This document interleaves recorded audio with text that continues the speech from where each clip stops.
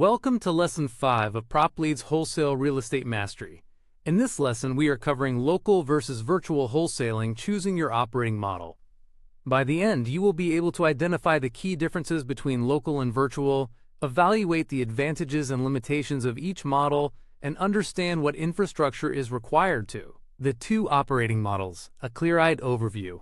Local wholesaling means working deals in the market where you already live. You drive the neighborhoods, meet sellers face-to-face, build relationships with local title companies, and develop an instinctive feel for which zip codes are hot and which are stagnant. For most beginners, this is the natural starting point, and for good reason. Selecting the right virtual market. Not every market is worth targeting. Choosing the wrong virtual market is one of the most common mistakes new remote wholesalers make.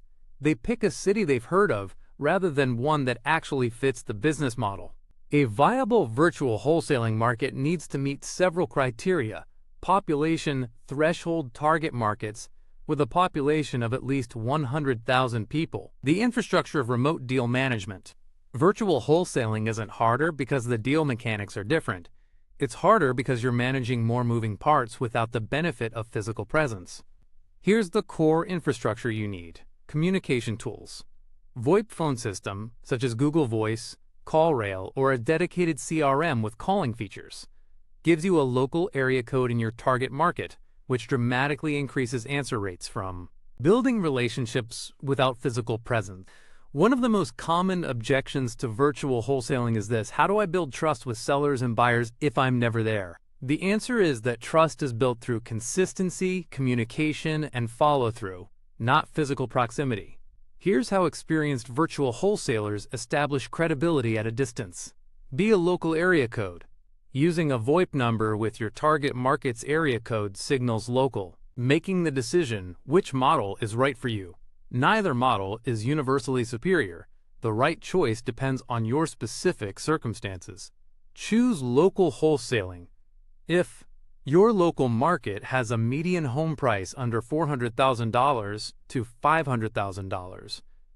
You're a complete beginner and want to minimize complexity while learning. You have existing local relationships, investors, agents, contractors you can leverage. You want to physically inspect properties and learn deal. The practical move is to turn this lesson into action. Research your local market's median home. Set up a free or low-cost VoIP number. Identify and contact at least one title.